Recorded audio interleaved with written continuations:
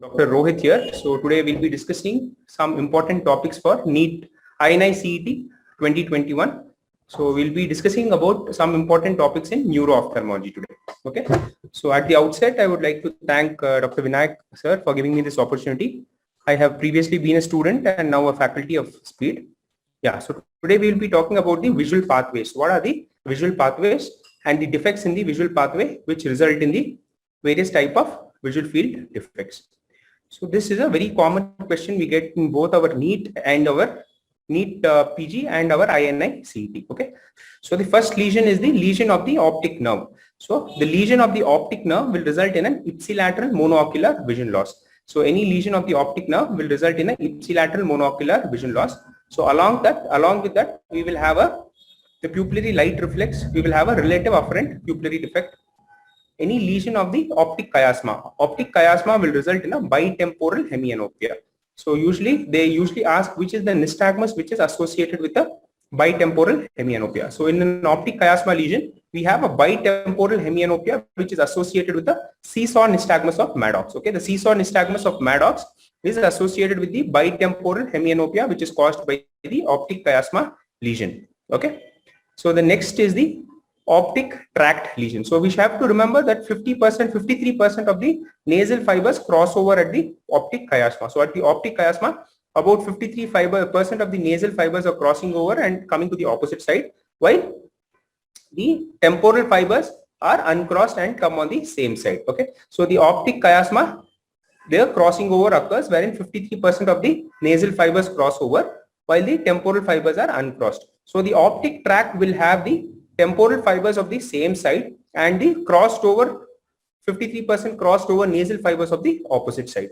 So this will result in a homonymous hemianopia. So what is a homonymous hemianopia?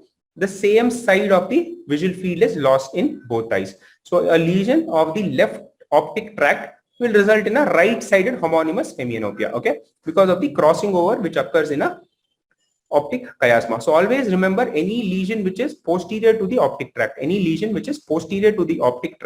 produces a contralateral homonymous hemianopia. So any lesion which is posterior to the optic tract produces a contralateral homonymous hemianopia. This is a very important point to remember. Okay, just the last AIMS we got a question. A lesion of the left-sided optic tract produces a what field defect? It is a right-sided homonymous hemianopia. The reason being there is crossing over of 53% of the fibers at the optic chiasma. So next, from the optic chiasma, we have the fibers coming to as the optic radiation. So the optic radiation fibers, we have the temporal fibers and we have the parietal fibers. So the temporal fibers cause what? The temporal fibers are the inferior fibers, so result in a superior quadrantanopia. The temporal fibers are also known as the Mayer's loop. The Mayer's loop or the temporal fibers of the optic radiation result in a superior quadrantanopia, while the parietal lobe fibers result in an inferior quadrantanopia or pie in the sky. So a parietal lobe lesion will result in a pie in the sky, while a Mayer's loop or a temporal fibers will result in pie in the sky configuration. The last is any lesion of the visual cortex. Always remember, the visual cortex receives a dual blood supply. It receives blood supply from both the middle cerebral artery and the posterior cerebral artery. It is a watershed area which receives dual blood supply from the middle cerebral and the posterior cerebral artery. So in any lesion of the cerebral cortex or in any lesion of the occipital visual cortex, there is a macular sparing. The reason for the macular sparing is because of the dual blood supply of the middle cerebral and the posterior cerebral artery. So occipital cortex lesion will result in a homonymous hemianopia, contralateral homonymous hemianopia with a macular sparing. The macular sparing is because of the dual blood supply. So another important question they keep asking is the bitemporal hemianopia which is produced by a optic chiasma lesion. If it is a pituitary adenoma, what is the type of a lesion? If it is a craniopharyngioma, what is the type of a lesion? So what we have to remember that the pituitary adenoma, it compresses the optic chiasma from below. Okay, it is compressing the optic chiasma from below. So when it is compressing the optic chiasma from below, the inferior fibers are the first fibers to be involved. So on inferior fibers, they supply the superior visual field. So and pituitary adenoma, which compresses the optic chiasma from below, it results in a descending type of a visual field defect. So if you can see the diagram, the pituitary adenoma, it produces a descending type of a bitemporal hemianopia. Similarly, your craniopharyngioma. So what happens in a craniopharyngioma? Your craniopharyngioma is compressing the optic chiasma from above. So the superior fibers, they supply the inferior visual field.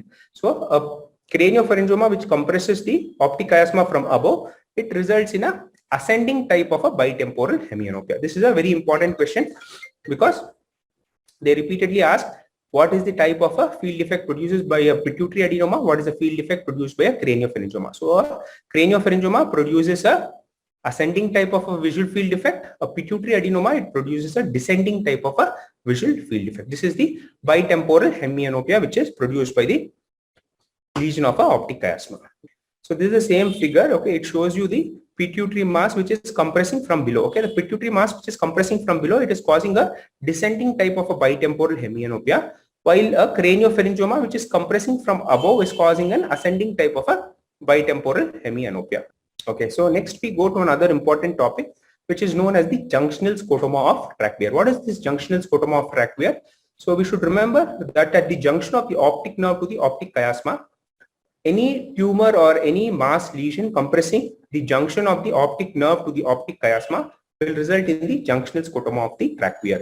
So the junctional scotoma of trachea typically presents as an ipsilateral central vision field loss with a contralateral temporal field loss. Okay, so in a junctional scotoma of trachea, we will have a ipsilateral central visual field loss and a contralateral temporal visual field loss. Another important point we have to remember is the crossing over of the fibers. Okay, so this they have asked many number of times. We have to remember one thing, that the macular fibers, we know the macular fibers are the ones which are responsible for vision. About 90% of the vision is contributed by the macula. Okay, so these macular fibers which cross over are present posteriorly. So they will ask you, where is the macular fibers present?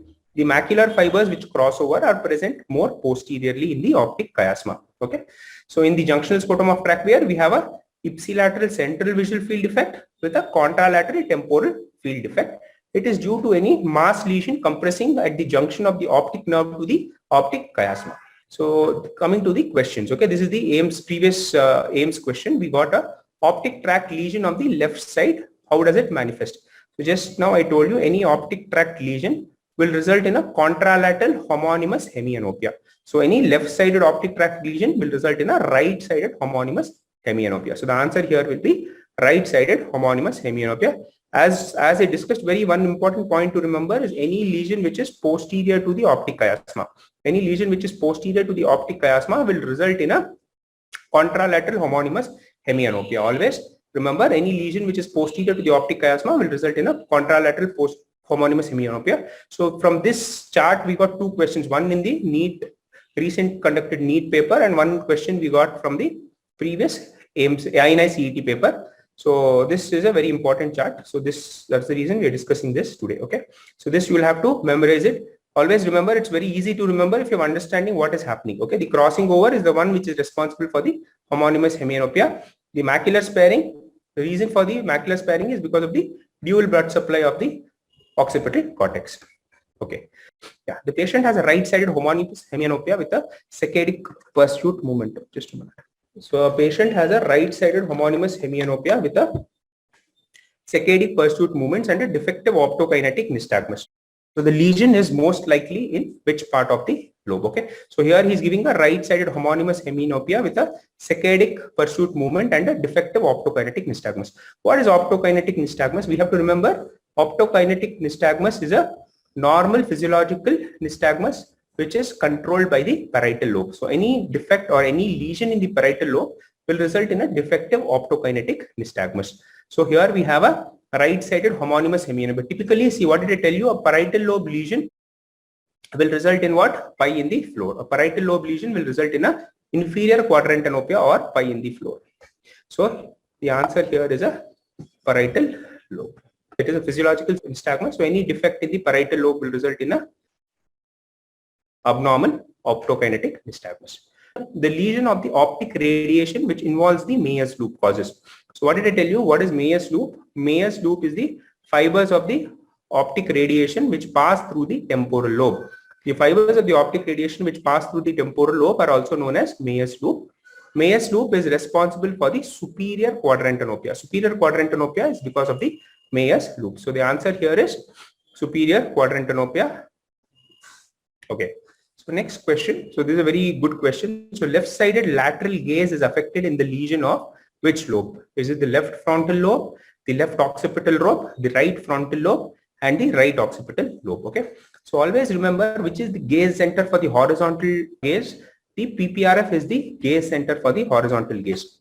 The vertical gaze center is the RIMLF and the RIMLF and the interstitial nucleus of Kajal. Okay. The interstitial nucleus of Kajal and the RIMLF is the vertical gaze center, while the horizontal gaze center is the PPRF. PPRF stands for parapontine reticular formation. It is present in the pons. Okay, so the PPRF is under the direct control of the contralateral frontal lobe. Okay, so a patient having a left-sided lateral gaze, the involvement is of the right-sided frontal lobe, because the right side frontal lobe controls the PPRF. Okay, so like I said, the horizontal gaze center is the PPRF. The PPRF is under the direct control of the contralateral frontal lobe.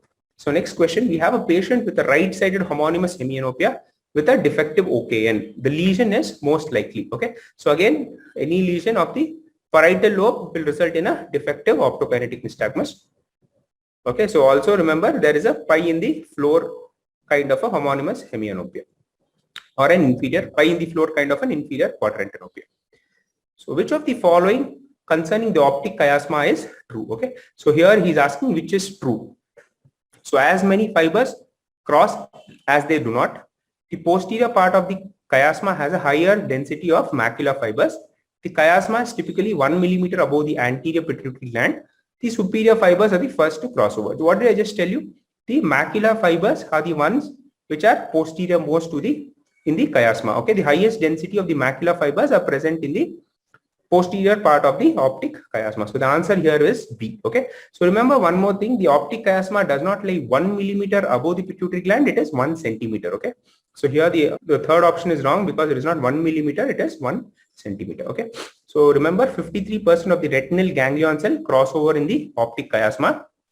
The macular fibers, it constitutes a large portion of the optic chiasma, and most of them they decussate in the posterior optic chiasma. Okay.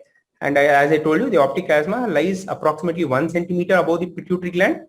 And you should also know about the Willebrand knee. Okay. So what happens? This inferior nasal retinal fibers. So what is this Willebrand knee? The inferior nasal retinal fibers, they cross over in the anterior chiasma. Okay. They are present more anteriorly in the contralateral optic nerve. So this Willebrand knee is also responsible for the junctional scotoma of the trachea. So the contralateral temporal field defect along with the ipsilateral central vision field defect. Again, the Willebrand knee involvement is responsible for the junctional scotoma of trachea. Okay. So next question, which of the following retrochiasmal locations can induce a monoocular visual field defect with a single lesion alone? Okay. So he is asking which lesion will result in a monoocular visual field with a single lesion. Okay. So always remember the answer here is a occipital lobe. Okay. So the temporal 30% of the binocular visual field is perceived by the nasal-most fibers of the ipsilateral eye. Okay. So these temporal crescents are present in the anterior aspect of the occipital lobe. So any occipital lobe lesion would result in this lesion. Which of the following feature is not consistent with a parietal lobe lesion? Okay. So the option she is given is agnosia, right-left confusion, right-left confusion, optokinetic nystagmus abnormalities, and homonymous hemianopia, which is denser superiorly. So always remember, what did I tell you? The parietal lobe lesion will result in a inferior quadrantenopia. It does not result in a superior quadrantenopia. A Meyer's loop fiber or a lesion of the optic radiation fibers involving the temporal lobe will result in a superior quadrantenopia. Okay. So the parietal lobe lesions will result in an inferior quadrantenopia. So the answer here is homonymous hemianopia, which is denser superiorly. Okay. So parietal lobe lesion, you should remember about agnosia, the right-left confusion. Okay. The temporal lobe, pi in the sky, parietal lobe, pi in the floor. Okay. So this is another important table. Okay. It shows you the side of the parietal lobe involved and the various functional deficits in the patient. Okay. So if the dominant parietal lobe is involved, especially the superior parietal lobe, the patient will have agnosia, aphasia, astereognosia, and agraphesthesia. Okay, these are the features of the superior parietal lobe lesion. And inferior parietal lobe lesion will result in a Gerstmann syndrome. Gerstmann syndrome is a ideational apraxia or an ideomotor apraxia. Okay, and bilateral involvement of the dominant parietal lobe will result in Balint syndrome. So how do we remember Balint syndrome? So Balint syndrome we can remember with the mnemonic called SOOT. What is SOOT? SOOT, S stands for simultognosia, O stands for optic apraxia, another O stands for optic ataxia. Okay, so SOOT is the triad in Balint syndrome: optic apraxia, simultognosia, and psychic paralysis of gaze. Okay, so the patient will have a difficulty in maintaining a fixation to the object. So in case of a Balint syndrome, the patient will have optic apraxia, simultognosia, and difficulty to maintain the fixation. So remember Gerstmann syndrome. What is Gerstmann syndrome?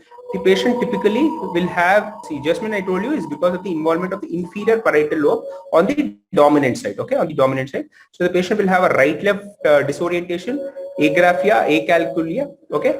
Also, the site of involvement is the dominant angular gyrus in the parietal lobe. Okay, the angular gyrus in the parietal lobe is commonly involved either because of a stroke or any mass lesion or in compression lesion involving the angular gyrus. Which of the following features is not consistent with the occipital lobe lesion? Okay, so he's given the options as optokinetic nystagmus abnormalities, unformed hallucination, macular sparing, and sparing of the temporal crescent. So previous question we discussed, there is a sparing of the temporal crescent. The anterior most part of the occipital lobe involvement will result in the temporal field of defect. The macular sparing I told you is because of the dual blood supply of the occipital lobe by the middle cerebral and the posterior cerebral artery. So unformed hallucinations are also a feature of occipital lobe lesion. Optokinetic nystagmus I told you is a function of parietal lobe. Okay, so any parietal lobe defect or any parietal lobe abnormality will result in an abnormal optokinetic nystagmus. So the answer here will be abnormal optokinetic nystagmus. So where is the likely lesion in this question? Okay, so we have a right-sided homonymous hemianopia. Okay, we can see that there is a macular sparing. Okay, so the lesion is in the occipital lobe. So what did I tell you? The occipital lobe, the macular sparing is because of the dual blood supply from the posterior cerebral and the middle cerebral artery. So because of which there is a macular sparing in the occipital lobe lesion. This is the recent question. Just the last INI-CET we had this question. So we got two questions from this chart. One is this and one is the occipital tract lesion. Okay, so the occipital tract lesion which results in a contralateral homonymous hemianopia. Occipital lobe lesion will result in a contralateral homonymous hemianopia with a macular sparing. Okay, this is a recent question from the last NEET 2021. So we have a clot compressing over the optic chiasma.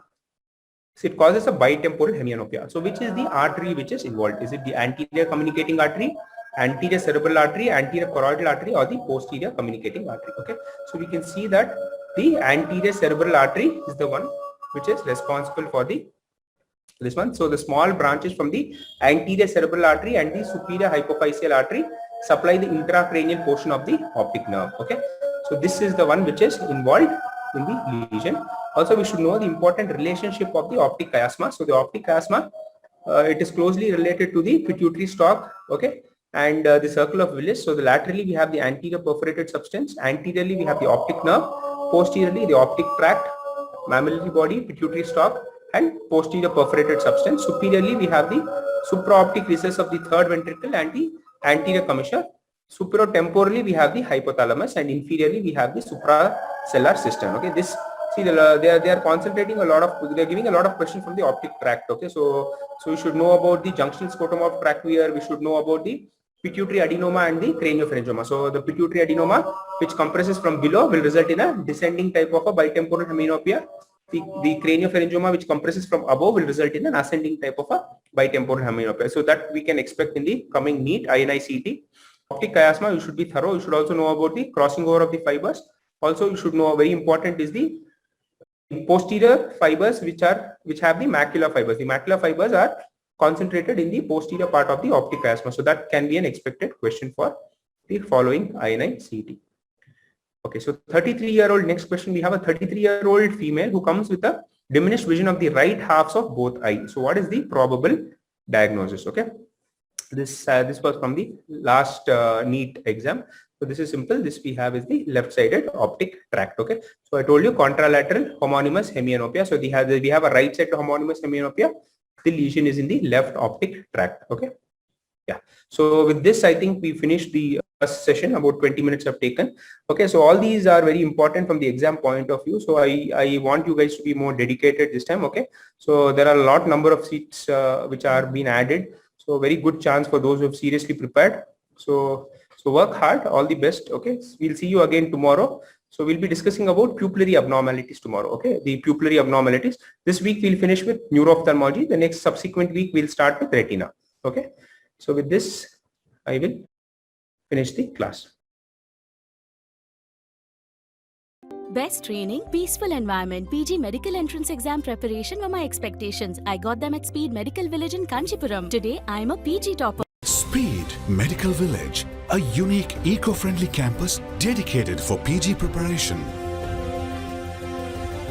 Speed Medical Institute, a complete solution for medical education.